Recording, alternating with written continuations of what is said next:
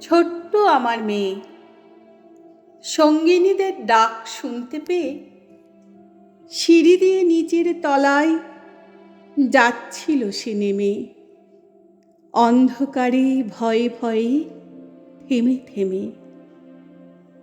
হাতে ছিল প্রদীপখানি, আঁচল দিয়ে আড়াল করে চলছিল সাবধানে। আমি ছিলাম ছাতে, তারাই ভরা চৈত্র মাসের রাতে। হঠাৎ মেয়ের কান্না শুনে উঠে দেখতে গেলেম ছুটে।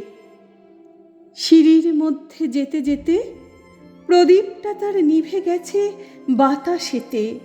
সুধাই তারে, কি হয়েছে বামি? সে কেঁদে কয় নিচে থেকে, হারিয়ে গেছি আমি। তারাই ভরা চৈত্র মাসের রাতে ফিরে গিয়ে ছাতে। মনে হলো আকাশ পানে চেয়ে আমার বামির মতোই যেন অমনি কে এক মেয়ে। নীলাম্বরের আঁচল খানি ঘিরে দীপ শিখাটি বাঁচিয়ে একা চলছে ধীরে ধীরে। নিপ্ত যদি আলো যদি হঠাৎ যেত থামি, আকাশ ভরে উঠত কেঁদে, হারিয়ে গেছি আমি।